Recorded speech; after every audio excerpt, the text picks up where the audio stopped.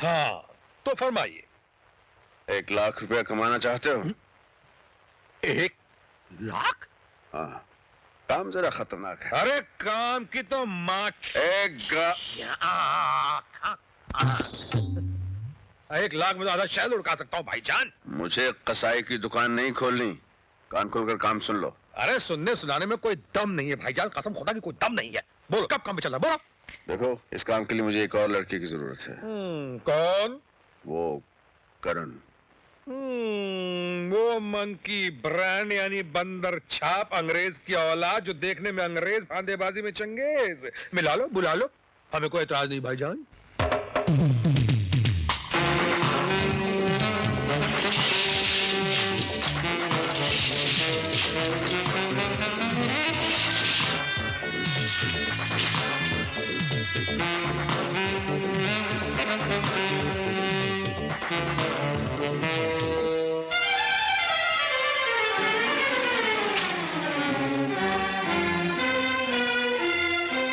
Miss Meena.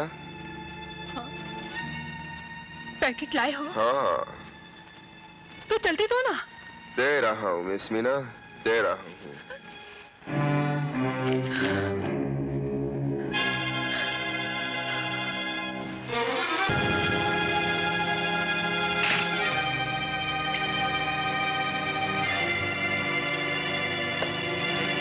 Dan, मैंने आज तक तुम्हारे लिए जितने भी पार्सल डिलीवर किए, वो गांजा, हशीश या हेरोइन के थे, लेकिन मौत का पार्सल मैंने कभी डिलीवर नहीं किया। ये वो पैकेट है जिसका जहरीला पाउडर खाते ही मीना मर गई। अरे हमारे धंधे में ये सब तो होता ही रहता है। तुम्हारे धंधे में होता होगा डैंग, मेरे धंधे में नहीं। उस लड़की ने मरते हुए इन्हीं बाहों में दम तोड़ा है, और अब मैं उसी तरह तुम्हें तड़पते हुए देखना चाहता हूं।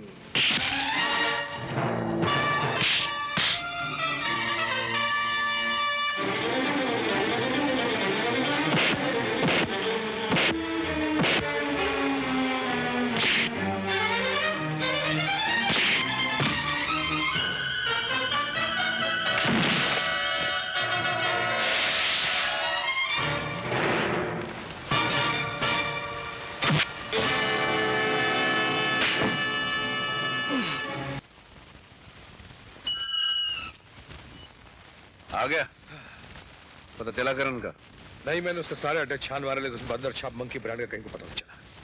हाँ, इतना सुना कि उसने किसी डैंग नाम के आदमी का खून कर दिया है, और डैंग के आदमी उसके पीछे पागल कुत्ते की तरह पड़े हुए हैं।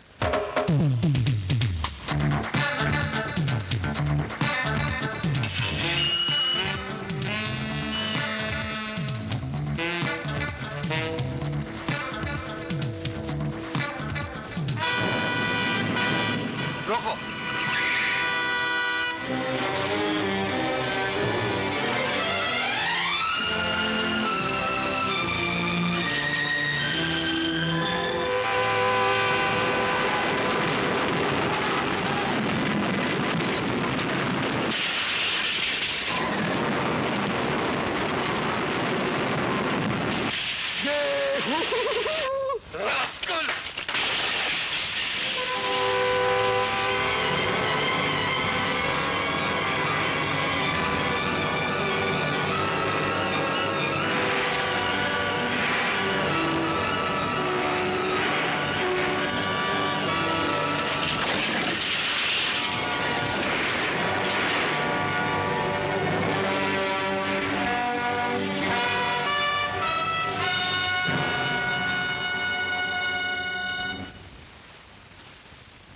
नो सर, 1 लाख तो ठीक है, मगर जान जाने का खतरा है, क्योंकि सुना है डाकू शेर के दिल में जाते हुए यमराज को डर लगता है।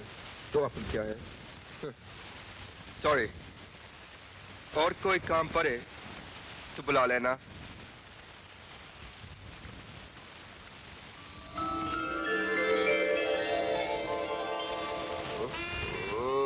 क्यों बे बंदर छाप, राल टपकने लगी साले। आपकी गाड़ी? ये अनीता, और ये हैं मिस्टर करण। इन्हीं की छोटी बहन को शेरा ने अगवा किया है।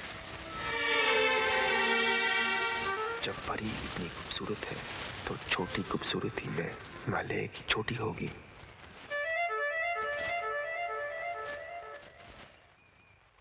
मैं सोच रहा था कि आप बड़े हैं और इतनी विनती कर रहे हैं तो इनकार करना बुरी बात है, बदतमीजी है। इसलिए मैं आप लोगों के साथ चलने के लिए तैयार हूँ। मैं जानता था करण, कितना नेक लड़का है तू। कासिम, सुना तूने? अब तो लगता है 1 लाख रुपया भी नहीं लेगा ये। जी? केला खा बेटे, केला खा। कासिम बेटे, तू रो रहा है? शेर बच्चे रोया नहीं करते। और फिर मैं जो जा रहा हूं ना, सिर्फ अपने बेटे के लिए जा रहा हूं। ढेर सारे नोट कमाने के लिए, ढेर सारे। फिर देखना ये मनहूसियत हमेशा हमेशा मिट जाएगी। उसके बाद हम बाप बेटा हमेशा साथ साथ रहा करेंगे। छुट्टियों में साथ साथ घूमने जाया करेंगे, हिल स्टेशन, जगह जगह, सब जगह। सच अब्बा? हाँ बेटे, सच है। हसन, इधर आओ। आओ, क्या बात हो रही थी अपने अब्बा से? अंकल, मेरे अब्बा खतरों से हमेशा खेलते रहते हैं। मुझे बहुत डर लग रहा है। आप उनका ख्याल रखना। अरे पगले, जिस अब्बा का इतना प्यारा सा बेटा हो, उसका कोई कुछ नहीं बिगाड़ सकता। खुदा हमेशा उसके साथ होता है। और फिर अपने अंकल पे भरोसा नहीं है ना? ऐसी कोई बात हुई ना तो मैं हूं। हाँ, जा खेल खेल।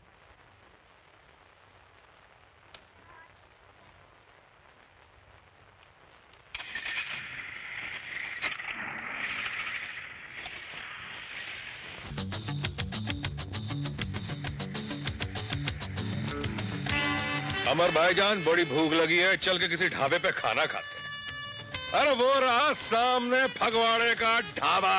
अरे पापा जी दा ढाबा। ओए शाबाश। अब देखो मोटा गैंडा खाना खा रहा है। क्यों बे मोटे?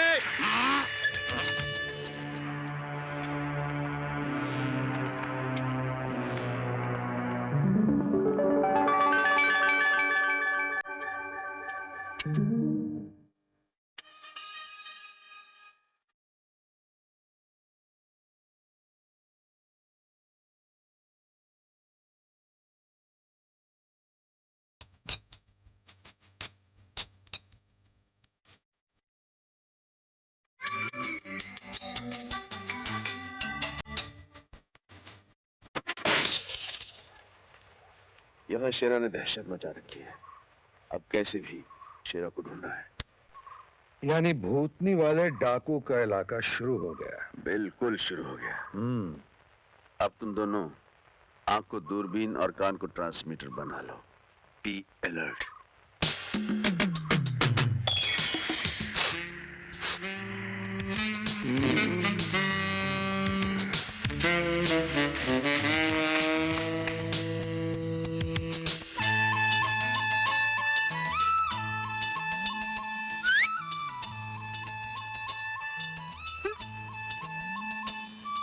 सिर्फ झटका मारा, तमाचा नहीं मारा। मतलब चांस है। सुनिए। क्या है? आपका नाम? तुमसे मतलब? मतलब मैं यहाँ एक फिल्म बनाना आया हूँ, जिसके लिए मुझे एक कलेजा फाड़ू हीरोइन की जरूरत है। मेरी फिल्म में काम करोगी? सच?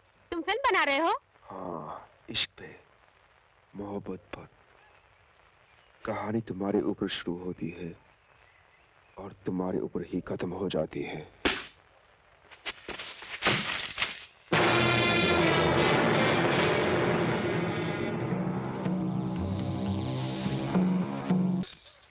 अरे ओ पहलवान, जरा आहिस्ता, नाजुक लड़की है, टूट जाएगी। तू कौन है? हुस्न का पुजारी हूँ, खूबसूरती का आशिक हूँ, मजनू के रिश्ते से लैला का ताबेदार हूँ। चलो श्री, और हाथ तुम्हें लेना आया है।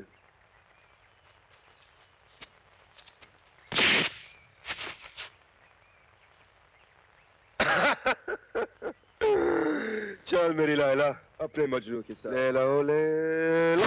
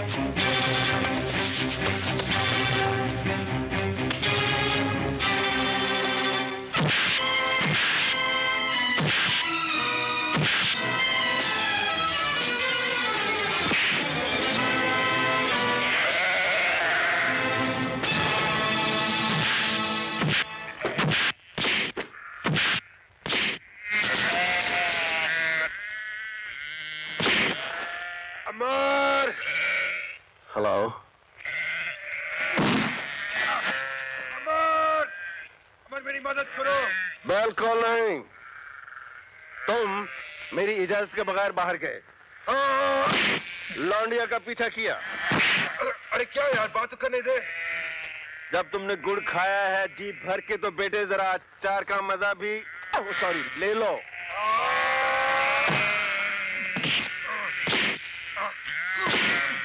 लेकिन अरे लेकिन क्या आगे तू बोले दे यार। भाई साहब, मदद करनी चाहिए? बिल्कुल नहीं। अरे ये बोलते हैं बिल्कुल मदद नहीं करनी चाहिए। मदद तो किसी शरीफ आदमी करनी चाहिए ना। जी हाँ। ये बोलते हैं किसी शरीफ आदमी क्यों?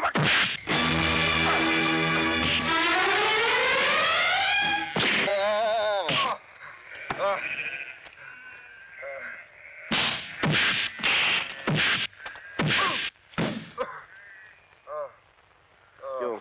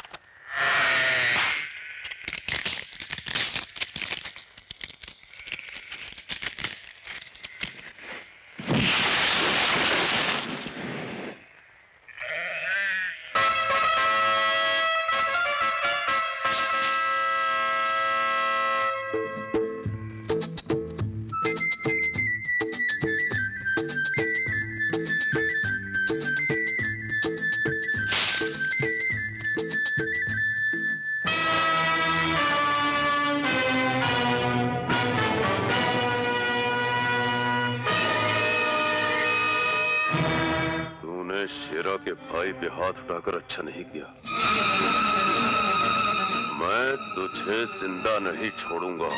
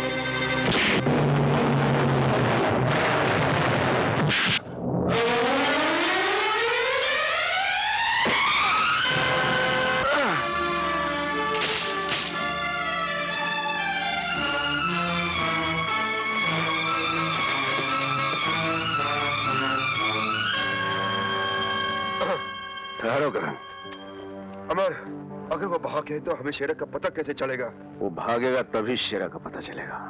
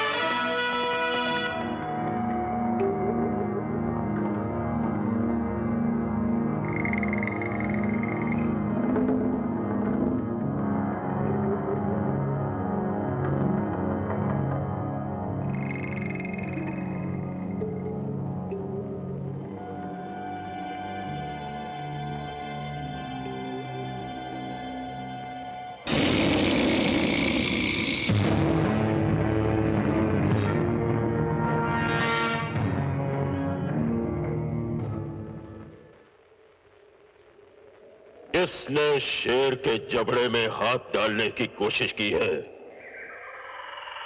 कौन है वो जो मेरे आदमियों का खून करके उनके खून की स्याही से अपने मौत के परवाने पर दस्तखत कर रहा है? कुंदन कैसे जख्मी हो गया? बाकी 3 लोग कहां गायब हो गए? भीमा! जी सरदार। शेरा की शहनशाहियत में खून बहाने का हक सिर्फ शेरा को है। फिर यह खून बहाने की हिम्मत किसने की? पता नहीं सरदार। कुंदन, कुंदन जवाब दो, किसने तुम्हें जख्मी किया? जुबान खोलो, बोलो कुंदन। इसके जख्मों को देखो।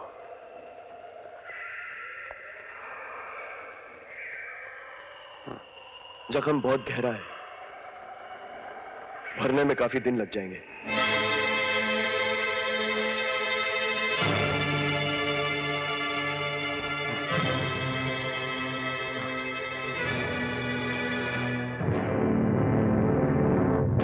सरदार, ये तो आपका भाई है।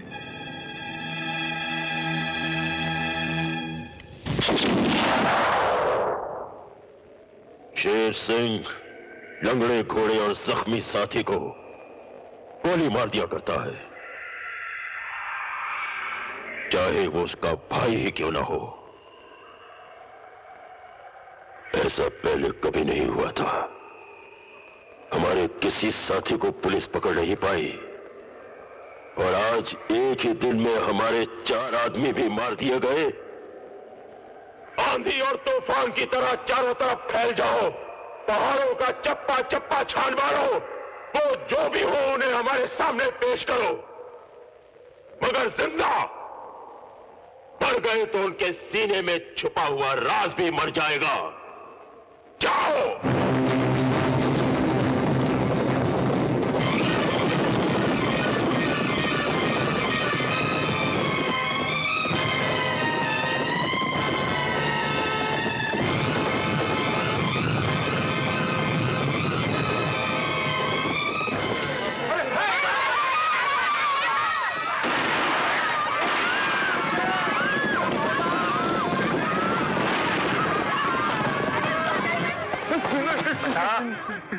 कहाँ है तीनों? मुझे नहीं मालूम, मुझे नहीं मालूम।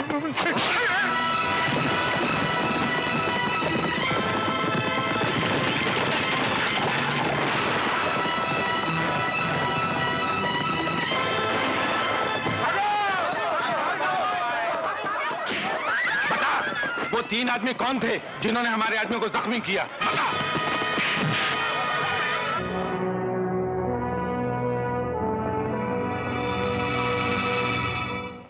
वो सामने की पहाड़ी पे शेरा काटता है, जिसके चारों तरफ उसके आदमियों का सख्त पहरा है। अगर हम सामने के रास्ते से गए तो उसके आदमी हमें गोलियों से भून के रख देंगे, इसलिए कि उनके पास लेटेस्ट हथियार है। इसका मतलब है शेरा की पीठ पर देशद्रोहियों का हाथ है। अब क्या करेंगे? देखो, जहां जिस्म की ताकत कम पड़ती नजर आए वहां दिमाग इस्तेमाल करना चाहिए। सुनो कासिम, करण, तुम भी सुनो, हमें कोई और दूसरा रास्ता ढूंढना होगा। चलो।